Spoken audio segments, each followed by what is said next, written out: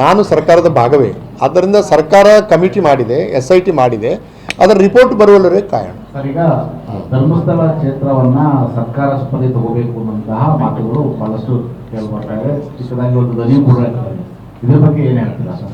ಇಲ್ಲ ನೋಡಿ, ನನ್ನ ವ್ಯಾಪ್ತಿಗಿಂತ ಹೊರಗಿನ ಪ್ರಶ್ನೆ ಅದು. ಧಾರ್ಮಿಕ ದತ್ತಿ ಇಲಾಖೆ ಇತ್ಯಾದಿಗಳನ್ನ ನೀವು ಕೇಳಬೇಕು.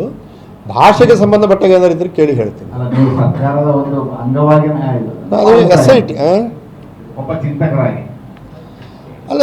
ಈಗ ನೋಡಿ, ಕುಕ್ಕೆ ಸುಬ್ರಹ್ಮಣ್ಯ, ನನ್ನ ಊರು ಕುಕ್ಕೆ ಸುಬ್ರಹ್ಮಣ್ಯವನ್ನು ಸರ್ಕಾರ ತಗೊಳ್ತು. ಅದರಿಂದ ಬಂದ ಹಣವನ್ನು ಕುಕ್ಕೆ ಸುಬ್ರಹ್ಮಣ್ಯದ ಅಭಿವೃದ್ಧಿಗೆ ಉಪಯೋಗ ಮಾಡಿತ್ತದು. ಕುಕ್ಕೆ ಸುಬ್ರಹ್ಮಣ್ಯ ನಾನು 10ನೇ ಓದುವಾಗ ಹೇಗಿತ್ತು, ಈಗ ಹೇಗಿದೆ ನೋಡಿದರೆ ನಿಮಗೆ ಗೊತ್ತಾಗ್ತದೆ ಬೆಳವಣಿಗೆ. ಹಾಗಾಗಿ ಅತ್ಯುತ್ತಮವಾದ ಹಣ ಕೊಡುವ ದೇವಸ್ಥಾನಗಳನ್ನು ಸರ್ಕಾರ ತನ್ನ ಕೈವಶ ತೆಗೆದುಕೊಂಡು ಅದನ್ನು ಸಾಮಾಜಿಕ ಅಭಿವೃದ್ಧಿಗೆ, ಆಸ್ಪತ್ರೆ ಕಟ್ಟುವುದಕ್ಕೆ, ರಸ್ತೆ ಮಾಡುವುದಕ್ಕೆ ಬಳಸಿದರೆ ನಾನು ಅದರ ಪರ. ಅದು ಮಾಡೋದು ಒಳ್ಳೆಯದು.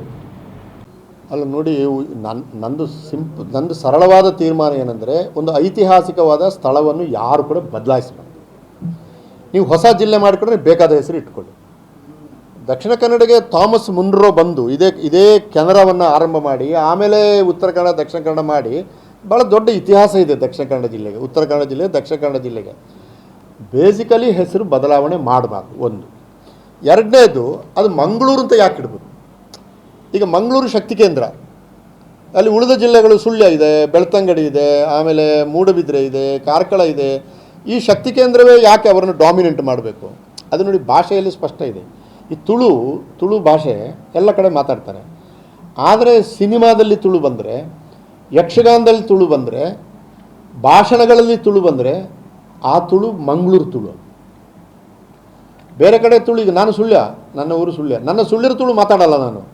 ಭಾಳ ಕಷ್ಟಪಟ್ಟು ಮಂಗಳೂರು ಅಂದರೆ ಹೆಂಗೆ ಭಾಷೆ ಮತ್ತು ಆರ್ಥಿಕತೆ ಚಟುವಟಿಕೆ ಕೇಂದ್ರಗಳು ಒಂದಕ್ಕೊಂದು ಪ್ರಭಾವಿಸ್ಕೊಂಡಿರ್ತವೆ ಅಂತ.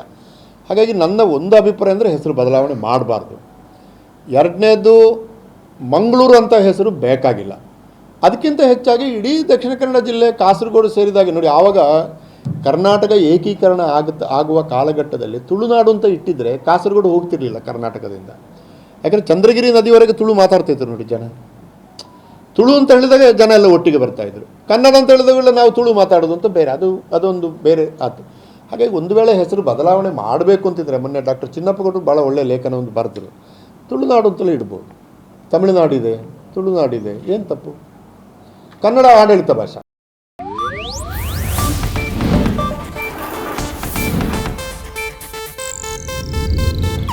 ಇದು ಏಷ್ಯಾನೆಟ್ ನ್ಯೂಸ್ ನೆಟ್ವರ್ಕ್ ಪ್ರಸ್ತುತಿ.